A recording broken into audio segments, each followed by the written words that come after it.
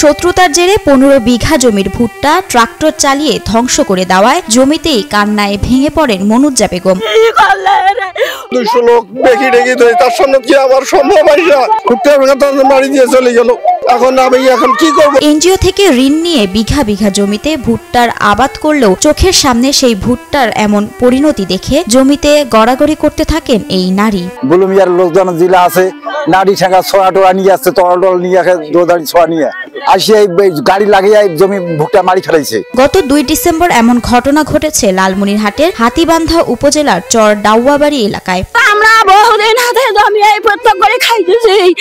আমার বাচ্চার ঘর রাত 10টা পর্যন্ত এখানে টেবিতে পানি দেয়, নালা খিসা করে। স্যার কালকে উনি ছুরি ধরি আসছে, আমি 250-300 লোক আসছে, আমরা খাই ধরি আসতে পারি নাই, একটা করে দুধ ধরি ছুরি ধরি আসছে। তিস্তার চরে প্রায় 5 একর জমিতে ভুট্টার বীজ রোপণ করেন মনুজ্জা বেগম ও তার স্বামী আলিয়ার রহমান। একমাত্র সম্বল ভুট্টার ক্ষেত হারিয়ে নিঃস্ব আলিয়ার রহমানের পরিবার। রাত্রে আসিয়া মাগরিবের কিছুটা আগে আসর নামাজের পরে তারা জমিটা চাষ, আমাদের জমিটা আমরা মূলত প্রায় 4.5 একর 4 থেকে 4.5 একর জমিতে ভুট্টা লাগাইছিলাম।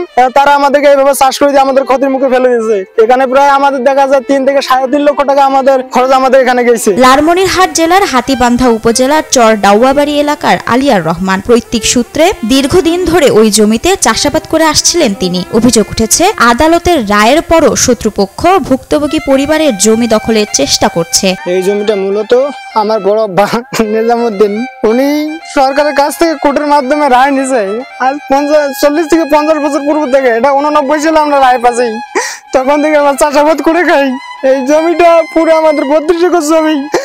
এই আমরা 5 চাষ করছি, একটা করে জমি 5 চাষ করছি। এখানে পুরো জমিটা তারা হাল চাষিছে, তারা কোর্টের রায় মানে না। ভূমিদস্যুরা এইভাবে আমাদেরকে পায়তারা করতেছে, তারা কোর্টের রায় পর্যন্ত মানতেছে না। কারণটা কি? এখানে শুধু জমি দখলের চেষ্টাতেই সীমাবদ্ধ না থেকে তিলে তিলে বড় হওয়া মনুজ্জা বেগমের স্বপ্ন এক নিমিষেই শেষ করে দিয়েছে স্থানীয় কিছু প্রভাবশালী বলে দাবি তার। প্রায় 5 একর জমির ভুট্টা নিধন করেছে তারা বলেও অভিযোগ করেন তিনি। এই জমিটা মনে করো হাজির নাতির ঘর হেড়ু মেড়ু হয়েছে, তারপরে বুলুমিয়ার বেড়া সাজু হইলে অনেকগুলা লোকে আসিয়া এরকম প্রায় 250 লোক আসছে।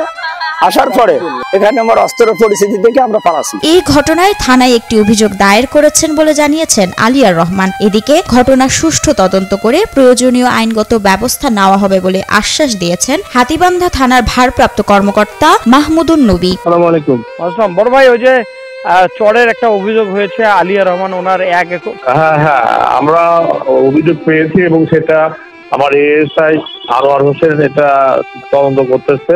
তদন্ত সাপেক্ষে আইনগত ব্যবস্থা গ্রহণ করা হবে।